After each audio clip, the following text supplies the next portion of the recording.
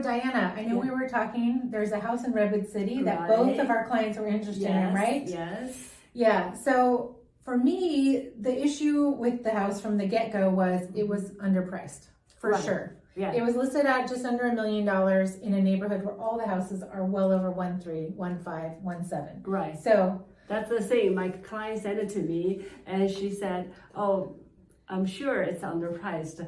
I said, yes. Yeah, well, at least you had a client that had been in the market for a while and could see that. For me, it was kind of heartbreaking sometimes when people do these listings at such a low price because my clients get their hopes up that, oh, we can get a 3-bedroom house for $1 million. And I'm just kind of like, that's not happening in Redwood City, you know? Right. So it's a little tough. But did you go see the house? Not yet. Okay. You saw the house, I right? did see the house. And I will say it is a complete fixer in terms of cosmetic upgrades, but it's very solid and it feels very well built. So the other thing I was going to tell you when I went to see it, I think because it was priced so competitively, it was the first day it was on the market. It was a few hours after it was posted. And it was even posted in a different MLS. That means it wasn't syndicated down to ours until the next day. And still, there was lines of people. I waited to get in until the previous people got out, and then there was someone waiting for me when I left. Okay, so that means the pricing strategy is working in this market. Exactly. So it's hard to find fault with the agent for his pricing strategy when it obviously drummed up all this interest. But I guess I kind of question whether he's going to get a real number of offers at the right price, because everyone going there was looking for a bargain. Right. So I feel like for the current market, right, we still see lots of buyers on the market looking. Yes, and they're desperate because there's nothing to buy. The inventory is incredibly low right now.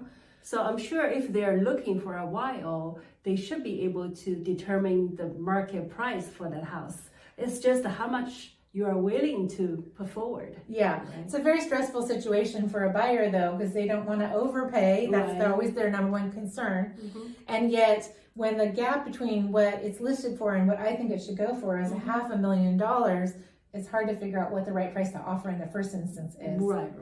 So, and then that's important for having a good agent, right? Being able to negotiate and get to the second round. So you get the second chance of determining whether you should go ahead and buy what you want, or you just keep looking. Absolutely. Like you said, I sometimes tell my clients in these tricky situations, I try to develop a relationship with that agent. If they're having it, I'm having it. We're going to be best friends by the time I put that offer in. Because I want to make sure that if we're not in the right ballpark yet, that they counter us to get us up there because we're serious buyers. Right. So that's what I try to do. Put my buyer in a position that they can decide what they want.